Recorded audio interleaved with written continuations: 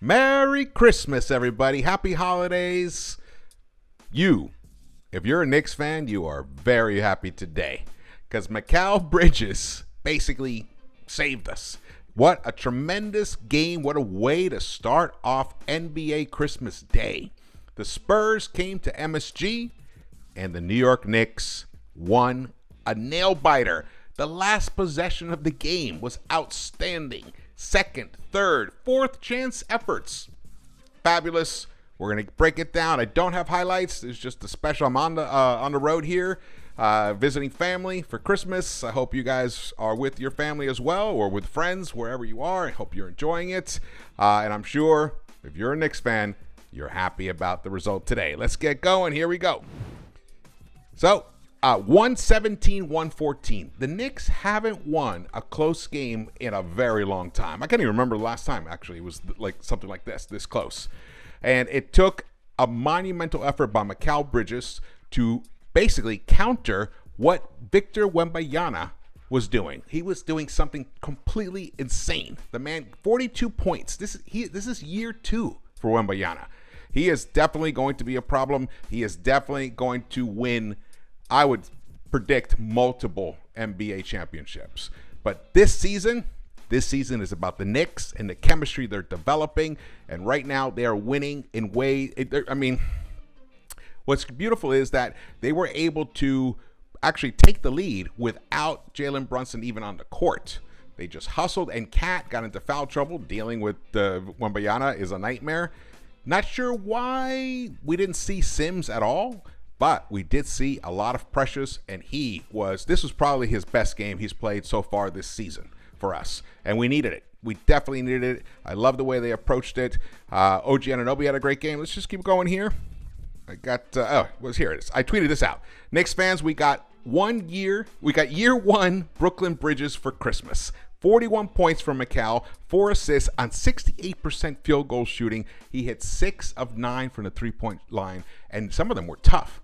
And we needed every single one of them. We won by 3 points, so we definitely needed every single one of his points. I'm going to get into later, or actually pretty soon, how amazing he has been of late, which is such a relief considering the early trade. He got off to a rocky start. He couldn't hit the side of a barn. This guy, he was Mikal Bricks basically for a while. Now it's completely transformed. And also his defense right now. This is an interesting stat that Sport Radar put out, and basically shows the best at stopping drives. Drives defensive leaders in drive stops this year so far. Obviously, Dyson Daniels is number 1. He's been amazing for the Atlanta Hawks. De'Aaron Fox is number 2 with 96. Mikal Bridges is number 3 in the NBA with 93 stops. Fabulous. And we need him. He's the point of attack defender. He's usually on the best offensive weapon on the other end, especially the ball handling best offensive weapon. And he's there to stop them, slow them down. And he's been doing an excellent job as of late. Now, the red hot winter. This is also by Sport Radar. Actually, JD sent me this. Leaders in true shooting percentage in December 2024. Mikal Bridges is number 1. He's played 11 games, and he's played the most minutes. He's also averaging the most minutes of any player in the NBA right now. I think it's at 38.6 or something like that. He has a true shooting percentage of 69.3.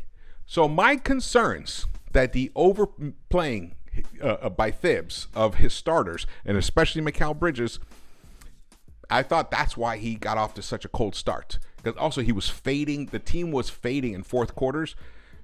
They just plowed through it. And that rest that they had, even though it pissed me off that we lost to the Atlanta Hawks and didn't get to go to the semifinals of the NBA Cup or even the finals, it provided extra rest for this team. And I think that's what's starting to pay off right now. Because we wouldn't have seen this type of Mikal Bridges in the first half, the first 10, 15 games of this season. But now, and look who's number 2. Karl Anthony Towns, his teammate. 65.9%. Norman Powell is having an amazing season. Shout out to him. I've always liked him. I remember him from UCLA. I'm a big UCLA Bruins fan, especially with college hoops. And he was fantastic then. Look at him. He's having a career year. And can you imagine at age 31, 32, or whatever, to have a career year? Tremendous. But right there, Mikal Bridges, Karl Anthony Towns, which is one of the reasons why the New York Knicks have one of the top 3 best offenses in the NBA. But it's not just the offense. We're also playing very, very good defensive late. I believe that we, in defensive rating in the last 10 games, are in the top 5, I believe. Maybe even the top 3. That's right. All right, let me move through here. Here are the stats. Mikal Bridges, like I mentioned, 41 points for him on 6 of 9 from the three-point line. He only picked up 2 personal fouls, which is nice. 4 assists for him. OG Anunoby, even though he didn't have a great offensive game, he did not even technically didn't even have a good offensive game. On the defensive end, he came through when the Knicks needed stops. They needed turnovers. He came through. He was creating deflections. He was diving on the floor, especially that last possession. I wish I had the video for that. You guys should definitely catch it somewhere. If you didn't see the game, you should watch especially the last 2 minutes of this game. Jalen Brunson struggled. He struggled. He was missing bunnies. He was missing shots that he normally makes. I mean, shots that he has to work hard to create, but he usually makes them. The magic left hand wasn't magical today. In his 38 minutes of play, he took 23 shots to give us 20 points, and he didn't connect on any of his 5 3-point shots. So he didn't have it from the 3-point range, but it didn't matter because we had Mikal Bridges connecting from all over the place. Josh Hart, a double-double, 12 points, 12 rebounds, excellent hustle. He was definitely a difference maker, especially in that fourth quarter. But it was the third quarter where the Knicks really came through and took control of this game once again. Knicks are starting to be a type of team that have really strong third quarters. And that is the mark of what? Contenders. Contenders have good, solid third quarters. They usually win the third quarter. And that's what the Knicks are doing of late. But someone's 18 games in a row of double-doubles streak came to an end today. Karl Anthony Towns, he had to deal with the monster Victor Wembanyama. He ended up almost fouling out. He had 5 fouls, and he sat for a long period of time. He actually sat for majority of that fourth quarter when the Knicks made their little run to get the lead back because they had coughed up the lead. But he finished with 21 points and 1 rebound shy of a double-double, according to ESPN's stats here. What else is of note? Got the starters there. Precious Achiuwa, like I mentioned. Beautiful game for him. He got 10 rebounds and 5 points and a dime. We needed that. Campaign wasn't effective today. He only played 5 minutes. Basically, the Knicks went 7 deep. That's all they went, 7 deep. Hey, Thibs. This is Thibs. I still am concerned that as the season wears on, these players are going to wear down. I still worry about that. No Landry Shamet tonight, even though he was available. Let's see, no Sims. You would have thought Sims. You would have thought Sims or Hawk Porty would be thrown out there at least for 4 or 5 minutes to at least eat up some minutes and absorb some fouls, take some pressure off of Cat. Didn't happen. That fell upon Precious Achiuwa, and he did an excellent job. We don't win this game without the effort that Precious Achiuwa gave us tonight.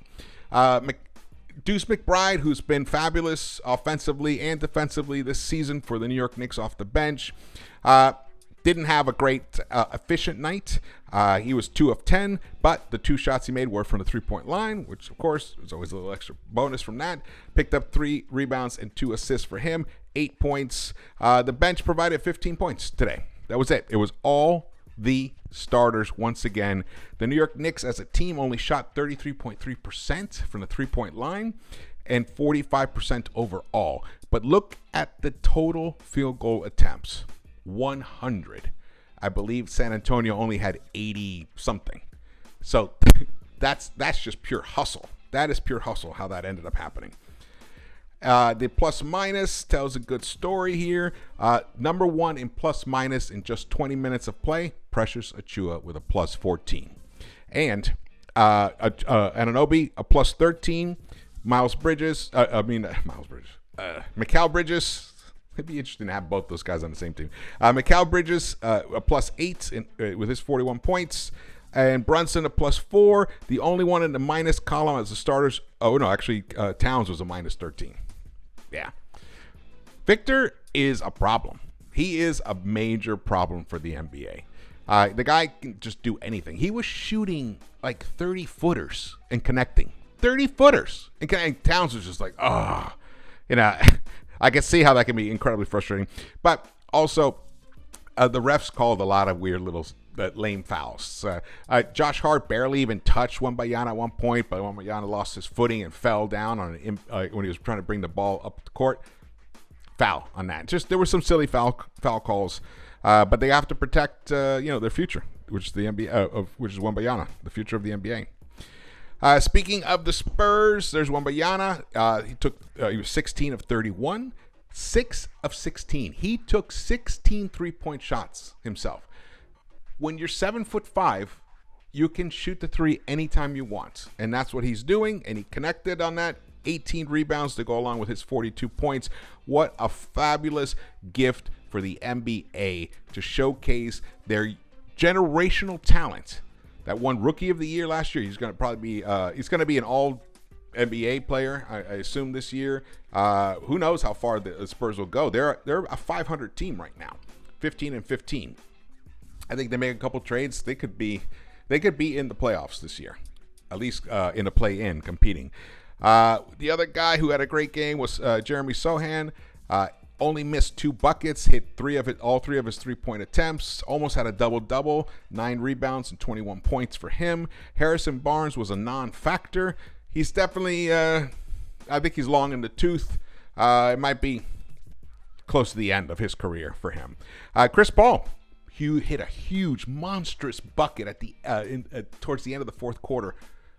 Actually, he scored the last 3 points for San Antonio. It was I forgot what the score was, but we were up, and then he hit that 3-pointer, put the fear into Thibs right there, and the whole team just rose up, and they were not going to give the ball back to the Spurs and denied them an extra possession, and that was the difference in the game. But man, it was 117-111. Paul comes down, buries a 3, and now it's only a 3-point game there were at least 20-something seconds left at that point.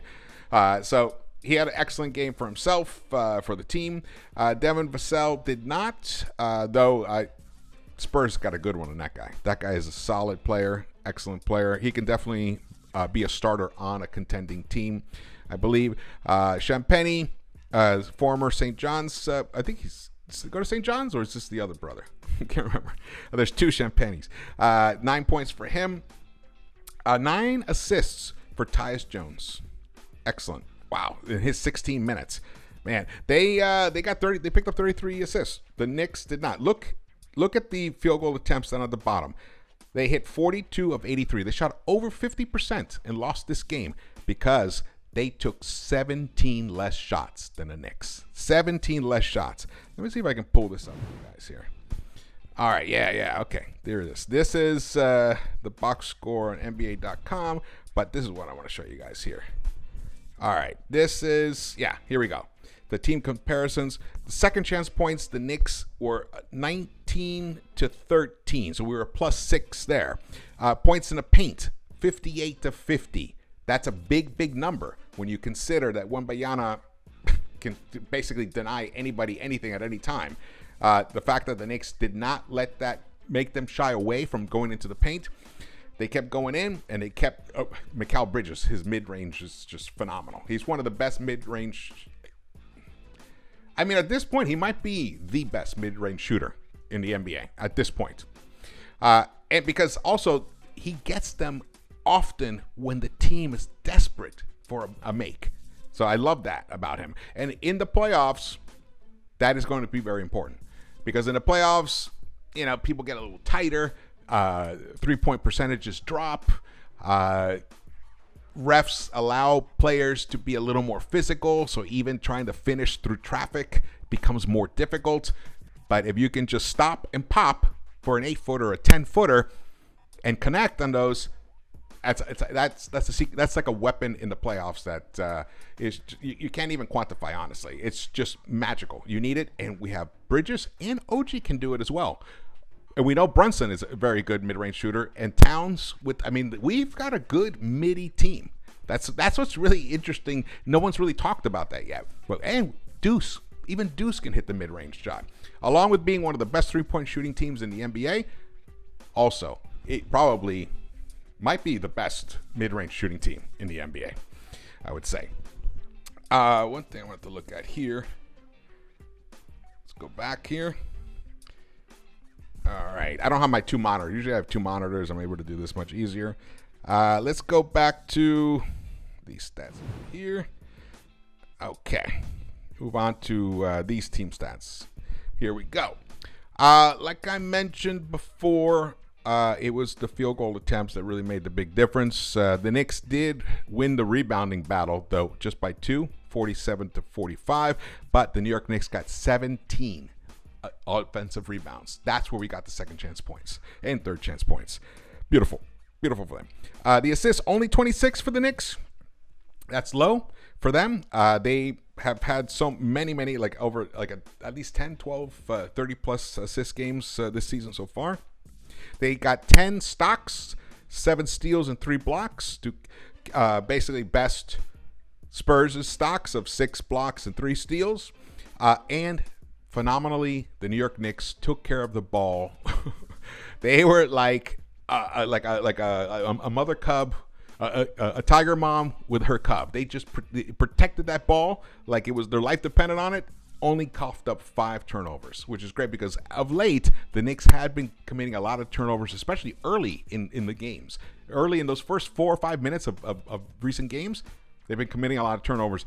Not tonight. They protected the ball, and it showed. And the New York Knicks were a plus 14 in points conceded off turnovers right there. That made a huge difference. They did lose the fast break points battle. They were -9 there. But like I mentioned before, they won the points in the paint. They were +8, so it cut that in half. Oh, no, actually, almost a wash right there. Not many fouls committed in this game. 15 for the Spurs, 17 for the Knicks. The largest lead the Spurs ever had was 9. Largest lead the Knicks had was 6. All they needed were 3 to win this game. Excellent victory. The New York Knicks are now 20-10. 20-10. They are in 3rd place in the Eastern Conference. And I'll tell you, I think in terms of the chemistry building process between these starters especially, and the bench as well, I'd say we're about just past the halfway point. Yes, so this team can get even better. The cutting has been outstanding, and the defensive intensity has picked up. And they have now been able to get stops when they need them. That is huge. That needs to continue. All right, thank you so much for watching this. Whew. My name is George. Merry Christmas to you. Happy holidays. Please subscribe. Hit the thumbs up button for me. Drop your comments. Love to hear your thoughts and feelings about this game. If I overlooked some things, sometimes I do. I'd love to hear that from you guys. All the feedback is definitely welcomed.